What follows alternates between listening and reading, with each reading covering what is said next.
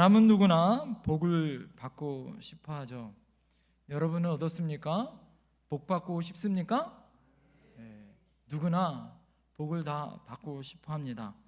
특히 우리나라는요, 복을 아주 좋아해요. 그래서 복자를 곳곳에다 붙여놓죠. 지금은 많이 그렇지 않지만 예전에는 대문 앞에도 붙여놓고요, 이부자리에도, 베개에도, 그리고 밥상에도, 수조에도, 그리고 옷에다, 옷에다 사방에 다 이 복자를 붙이고 이름에도 복자를 붙이기도 하고요. 복날을 만들어서 또 맛있는 것도 먹습니다. 요즘 사람들은 그래서 즉석 복권을 긁을 때 어떻게 긁어요? 벅벅 이렇게 긁는 것이 아니라 복복 이렇게 긁는다고 합니다. 본래 뭘까요? 사람들의 마음 안에는 이렇게 복을 받기를 소원하고 소망하는 마음이 있다라는 거예요. 이 마음은 중국도 마찬가지라고 합니다. 중국에요, 설날이 되어지면 그들도 우리나라와 마찬가지로 이 복자를 붙이는데요, 중국은 복자를 거꾸로 붙인다고 합니다. 왜 그럴까요? 복이 쏟아지라고 거꾸로 붙인다는 거예요. 그리고 복이 이미 임했다라는 뜻에서 복을 거꾸로 붙인다고 합니다. 그만큼 복 받고 싶은 거죠. 서양 사람들도 마찬가지입니다. 새해가 되어지면 뭐라고 인사해요? 해피 뉴 이어 이렇게 인사하잖아요.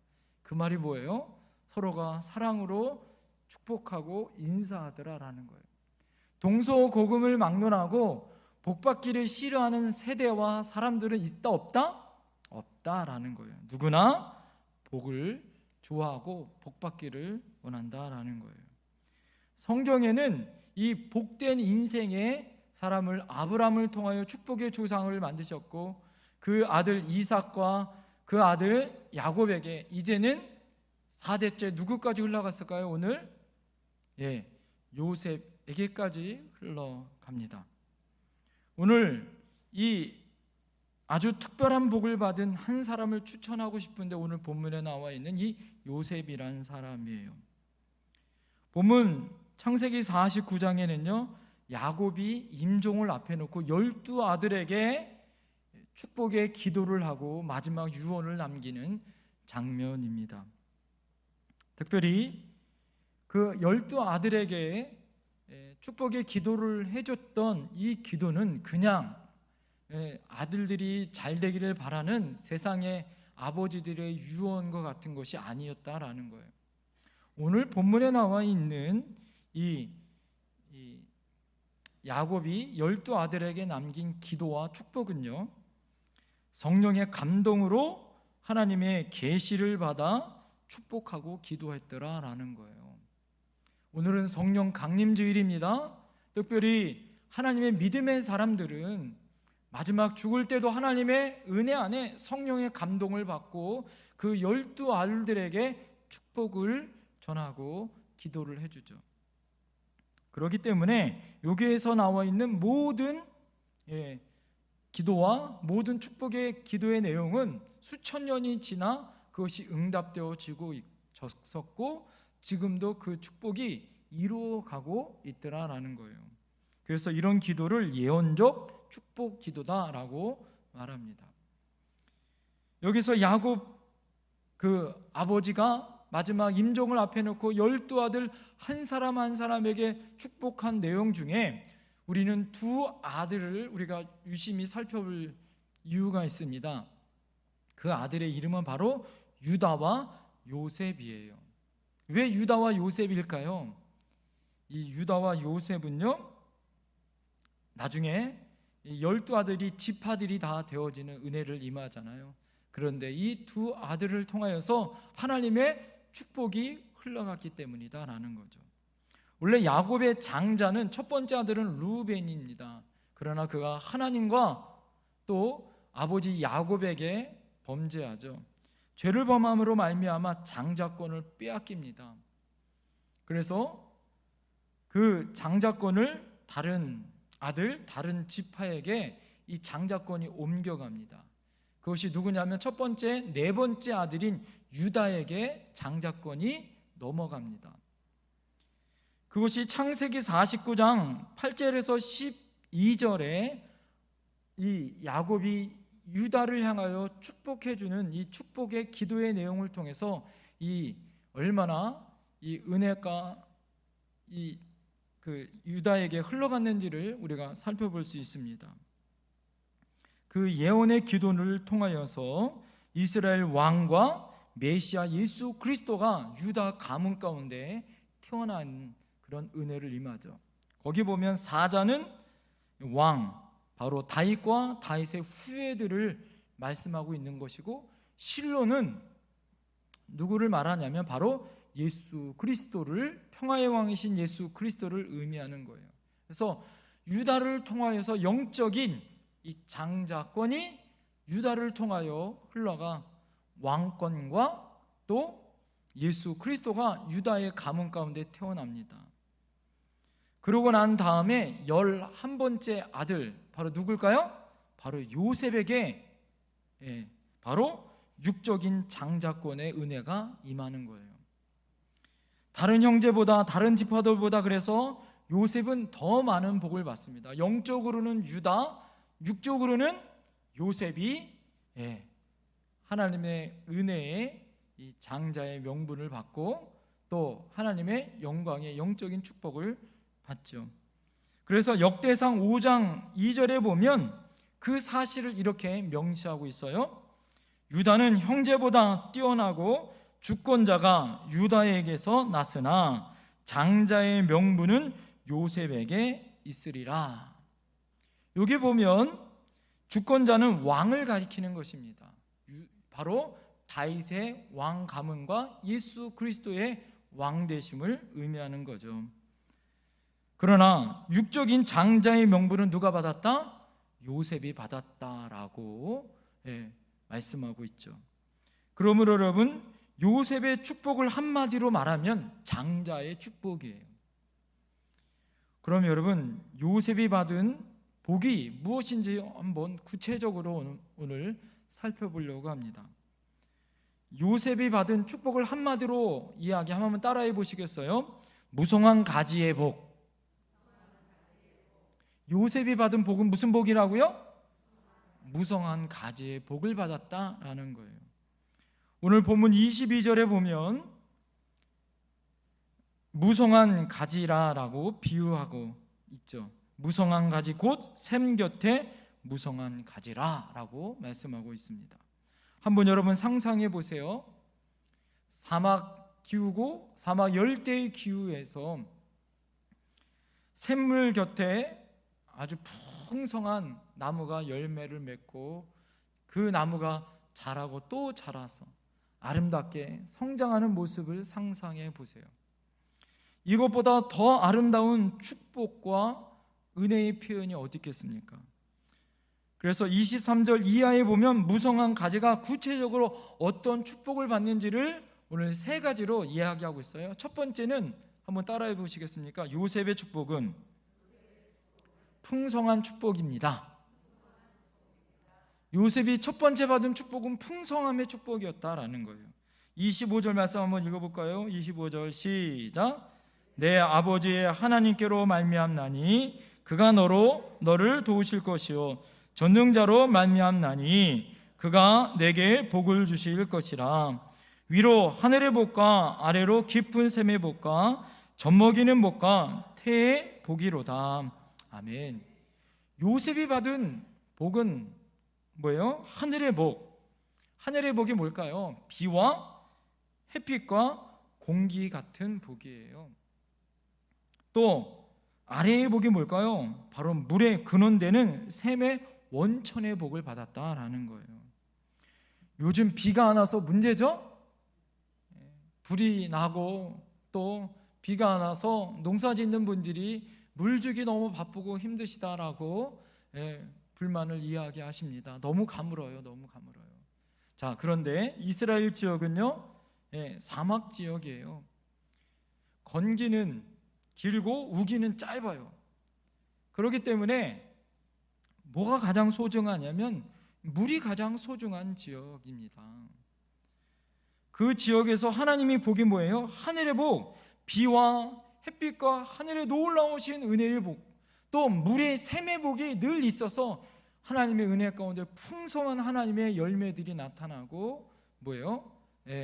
그 은혜 가운데 비옥함이 나타나는 복이다라는 거예요.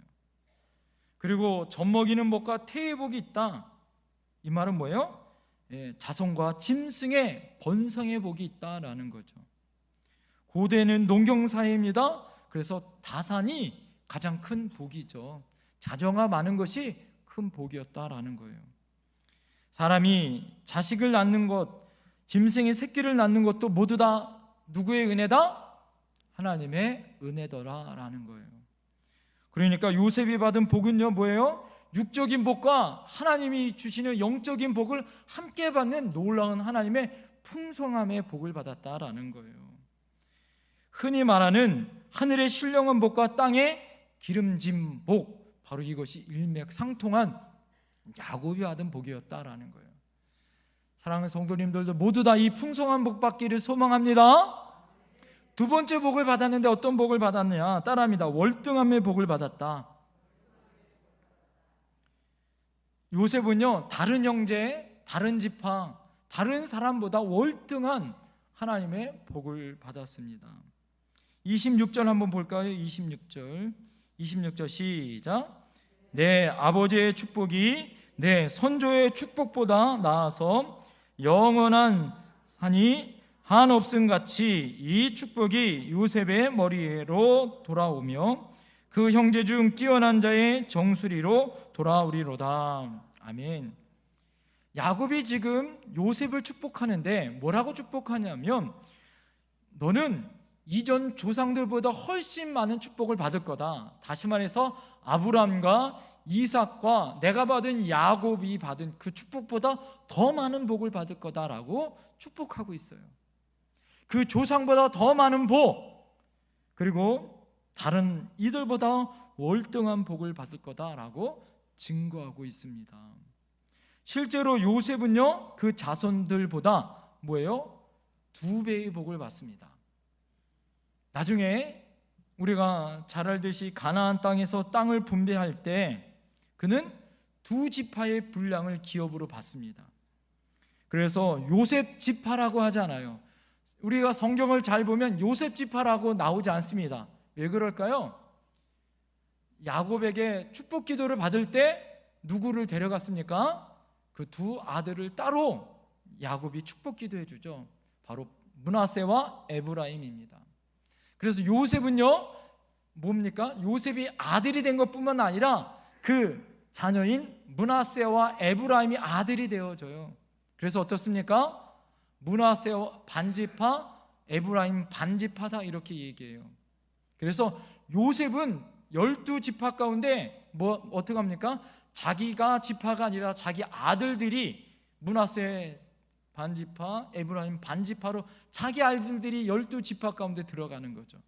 그리고 땅을 각각 2배로 받아요.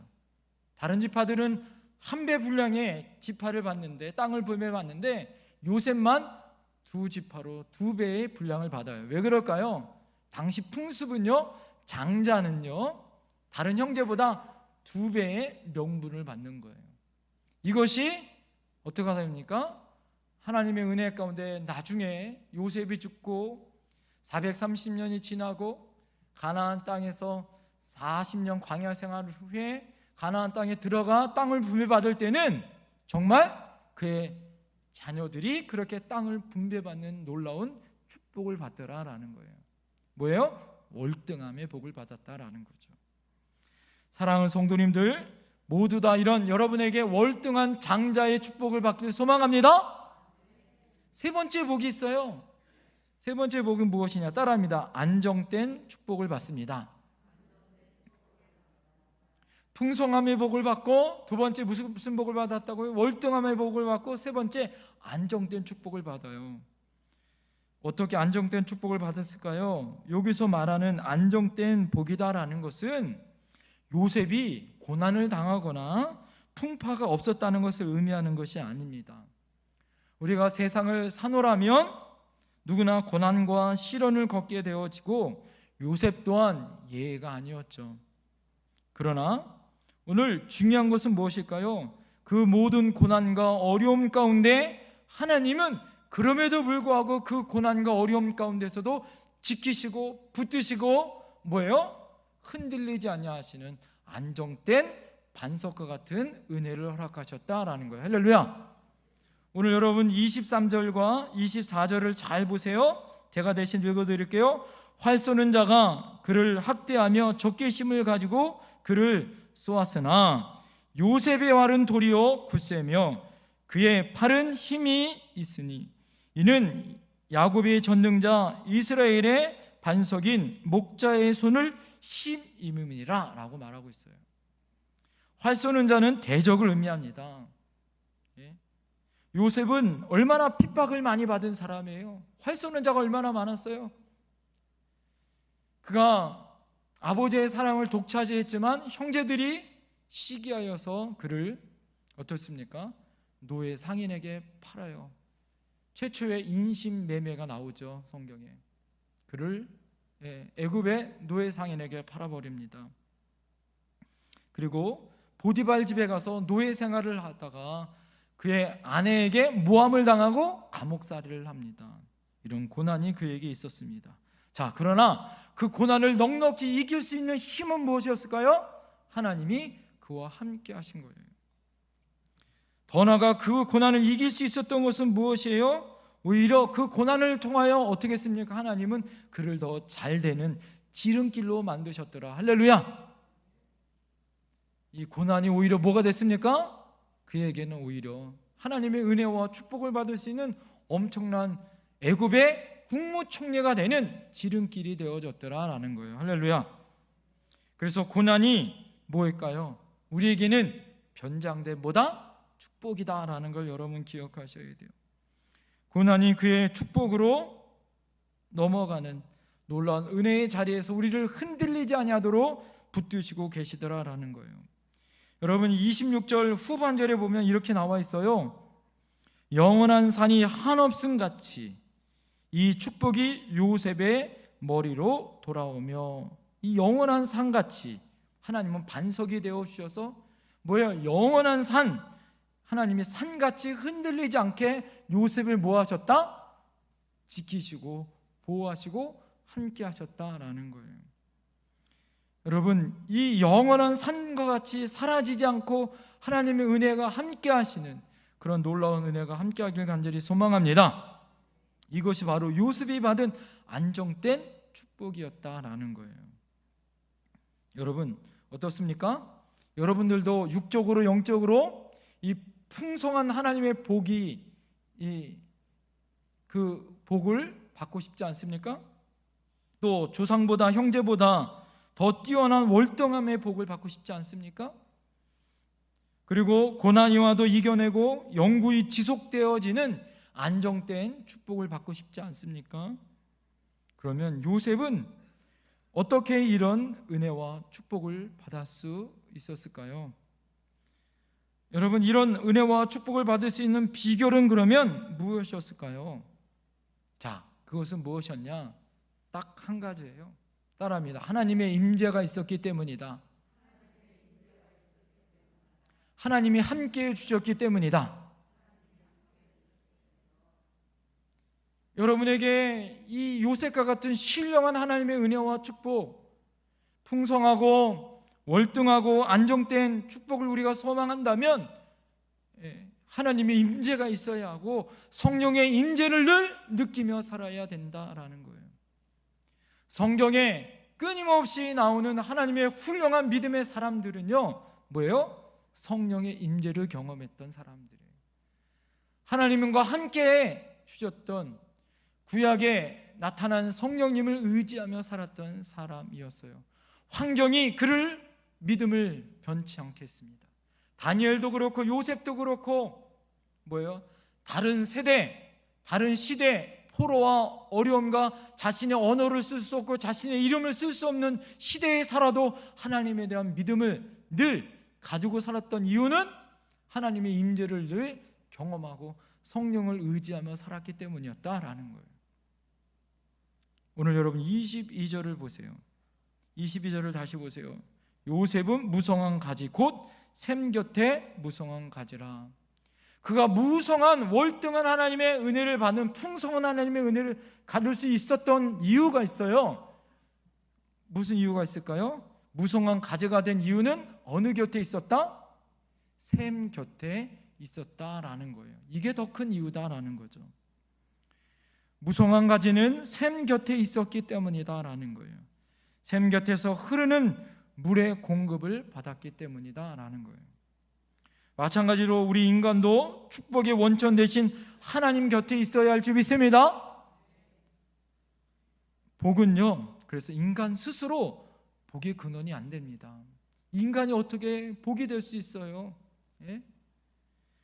하나님의 임재 가운데 있을 때 비로소 복이 되어지는 것이고, 비로소 은혜가 임하는 축복의 존재들로 바뀌는 거예요. 오늘 여러분 24절 후반절부터 25절을 보세요. 요셉의 활은 돌이요 굳세며 그의 팔은 힘이 있으니 이는 야곱의 전능자 이스라엘의 반석인 목자의 손을 힘입음이라. 내 아버지의 하나님께로 말미암나니 그가 너를 도우실 것이요 전능자로 말미암나니 그가 내게 뭘 주셔요? 복을 주실 것이라. 여러분, 요셉이 받은 모든 복은 어디로부터 나왔다? 하나님으로부터 나왔다라는 것을 말씀해 주고 있더라라는 거예요. 하나님의 임재 가운데 있을 때 그 인생이 뭐예요? 복 있는 인생으로 바뀌어졌고, 어떻게 했습니까? 역전하는 인생으로 바뀌어졌더라라는 거예요. 이것이 하나님의 도우심을 구하고 하나님의 임재를 느끼고 하나님과 늘 함께 했었던 요셉이 축복받았었던 비결이었다라는 거예요. 그래서 성경의 기록을 잘 살펴보면 요셉의 생애 가운데 계속 등장하는 말이 있어요. 그 말은 무엇이냐면 여호와께서 요셉과 함께 하셨더라라는 말이 반복하여 나옵니다. 창세기 39장 2절과 3절에 보면 그 형제들이 미움을 사서 노예 상인들에게 팔려나간 다음에 애굽 왕 바로 친위대장 보디발 집에 있을 때 기록한 말씀이에요. 여호와께서 요셉과 함께 하심으로 그가 형통한 자가 되어 그의 주인 애굽 사람의 집에 있으니 그 주인이 여호와께서 그와 함께 하심을 보며 또 여호와께서 그의 범사에 형통하게 하심을 보았더라. 할렐루야. 그가 함께 하심으로 형통하게 되었더라. 할렐루야. 여러분, 하나님과 함께 하시면 그는 형통하게 된 줄 믿습니다. 그리고 그가 보디발의 아내 때문에 어떻습니까? 모함을 받아 옥에 갇힙니다. 옥에 갇혔을 때 간수들이 그에게 하는 말을 잘 보세요. 간수장이 그의 손에 맡긴 것을 무엇이든지 살펴보지 아니하였으니 이는 여호와께서 요셉과 함께 하심이라. 여호와께서 그를 범사에 형통하게 하셨더라. 할렐루야. 사랑하는 성도님들, 그가 어디를 가든지 그가 있는 곳에 형통함이 있는 줄 믿습니다. 요셉이 가면 보디발이 복을 받고, 요셉이 간수의 장인 옥에 갇히면 그곳에서 하나님의 은혜 안에 뭐예요? 떡 굽는 자, 술 맡은 관원장 가운데 특별히 술 맡은 관원장에게 하나님께서 다시 복권하여 주시는 놀라운 형통함의 복이 있더라라는 거예요. 사랑하는 성도님들, 형통이 무엇일까요? 세상 사람들이 말하고 있는, 우리가 말하고 있는 돈 잘 벌고 건강하게 생각하고 우리가 말하고 있는 오복이라고 생각하고 있는 그런 복을 말하는 것이 아니에요. 진짜 복은 무엇이냐? 따라합니다. 하나님이 함께하면 복이다. 여러분, 하나님이 함께하는 곳에 복이 있는 줄 믿습니다. 하나님이 함께하면 형통함이 있는 줄 믿습니다. 때로는 우리가 어려울 수 있어요. 힘들 수 있습니다. 그러나 하나님이 함께하기만 하면 그곳에 새로운 길을 내시고 새로운 하나님의 형통함이 있고 하나님이 능력의 길로, 은혜의 길로 열어주실 줄 믿습니다. 요셉이 축복받을 수 있는 유일한 길은 단 한 가지, 위대하신 하나님과 함께 했었다라는 것 여러분 기억하셔야 돼요. 그가 무성한 가지로 될 수 있었던 것은 샘 곁에 있었기 때문이지, 그가 아무리 무성한 나무라도 뭐예요? 샘 곁에 있지 않으면 언젠가 말라 죽게 되어지는 거예요. 믿음이 아무리 좋은 사람, 아무리 좋은 훌륭한 사람도 어떻습니까? 하나님의 은혜의 자리, 성령님과 함께 동행하지 아니하고 하나님과 함께 하지 않으면 언젠가 시든 인생이 되는 거다라는 거예요. 여러분, 그래서 하나님과의 관계가 회복되기 위하여 예수 그리스도와 함께해야 되고 믿음의 정진을 향하여 기도해야 합니다. 예배의 자리, 충성의 자리, 헌신의 자리에 우리가 나와야 할 줄 믿습니다. 오늘 이야기 하나만 하고 오늘 말씀 마치겠습니다. 요셉이 그랬었던 것, 그렇게 될 수 있었던 것은 형통의 원리는 무엇이에요? 하나님과 형통한 신통이 있었기 때문이에요. 또 사랑과 소통하는 인통이 있었기 때문이고, 그가 가는 곳에 어떻게 했습니까? 하나님이 신통하게 하고 사랑과 뭐예요? 인통하게 하니까 뭐예요? 물통이 열리잖아요. 애굽이 어떻습니까? 흉년을 들어 그것을 저장해 흉년 때 그것을 팔아 가장 부강한 나라가 되잖아요. 하나님의 은혜 가운데 요셉이 가는 곳마다 신통과 인통과 물통이 있는, 말하는 하나님의 은혜가 있는, 내 영혼이 잘된 같이 범사가 잘 되어지는 그런 하나님의 은혜가 임한 줄 믿습니다. 누구나 여러분 고난은 있어요. 링컨 대통령은요 1809년 켄터키 오두막에서 태어나 가난과 궁핍의 삶을 살았습니다. 그는 늘 실패하게 살았어요. 늘 인상이 이렇게 무서운 인상이어서 구렛나루를 일부러 길렀다라는 거예요. 9살에 어머니를 여였습니다. 그러나 그가 그렇게 인생의 성공을 거둘 수 있었던 비결이 무엇이냐고 물어봤을 때 그는 어김없이 9살에 어머니가 돌아가시기 때 나에게 물려줬던 성경책과 신앙이 나를 이렇게 성공하게 만들었다라고 그는 늘 고백했다라는 거예요. 1880년 2월 월스트리트 저널에서 글 하나가 쓰여졌습니다. 그의 생애를 이렇게 요약했어요. 그는 초등학교 9개월밖에 다니지 못했다. 그는 자파를 경영하다 파산하여 빚을 17년 동안 갚아야 하는 빚쟁이로 살았었다. 그는 의회의 선거에서 낙선하였고 상원 선거에서도 낙선하였으며 부통령 선거에서도 낙선하였다. 그러나 그 이름 앞에는 항상 A가 A 링컨이라고 썼었다. 여러분, 그렇게 그가 이럴 수 있었던 것, 그의 이름이 늘 F 같은 인생, 실패한 낙자 같은 인생이었지만 그는 늘 A를 붙였다라는 거예요. 왜 그랬을까요? 9살에 어머니가 전해준 그 하나님, 그 성경책과 늘 동행하며 하나님이 늘 함께했다는 믿음을 가지고 살았기 때문이었다라는 거예요. 사랑하는 성도님들, 우리가 인생이 고난일 수 있어요. 힘들 수 있습니다. 그러나 하나님이 함께하면 A 플러스로 바뀌는 줄 믿습니다. 그럼 복 있는 인생, 요셉처럼 풍성한 월등한 안정된 복이 하나님의 임재 가운데 함께하는 놀라운 은혜가 임하여 그 가지가 뭐예요? 무성한 가지가 돼서 다른 데로 뻗쳐 다른 사람에게 도움을 줄 수 있는, 나눔을 줄 수 있는 은혜와 복이 저와 여러분들에게 임할 줄 믿습니다. 기도하겠습니다.